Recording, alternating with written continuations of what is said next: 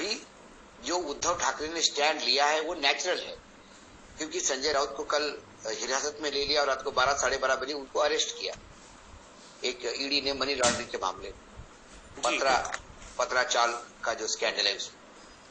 तो जब जो 24/7 संजय राउत लगातार डिफेंड कर रहे थे ठाकरे परिवार को, जब दिशा सलवनिया केस हो या सुशांत राजपूत केस हो, जिसके चीटे कहीं ना कहीं ठाकरे परिवार पे उड़ाने का प्रयास हो रहा था, ऐसे में सिंगल हैंडेडली सबके सामने संजय राउत ही खड़े होकर डिफेंड कर रहे थे।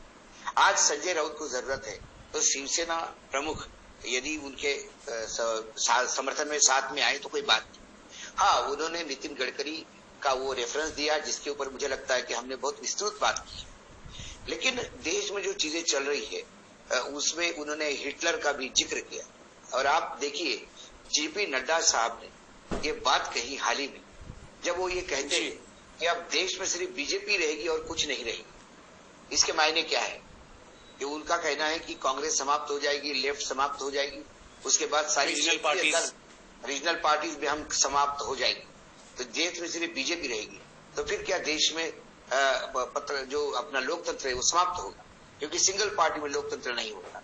फिर वो तानाशाही होती है, जैसी चाइना में, जैसी हिटलर ने जर्मनी में की थी, और तमाम तानाशाही देश विश्व के पटल पे दिखते हैं जिनका इतिहास ही रहा है।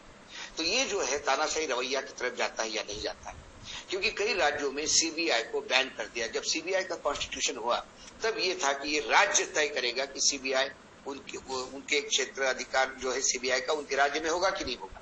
कई राज्य है इंक्लूडिंग महाराष्ट्र भी, जिन्होंने वर्तमान में जो सीबीआई का यूज हो रहा था उनको लग रहा था कि ये सिंगल हैंडेडली विपक्ष के लिए हो रहा है, तो उन्होंने मना किया।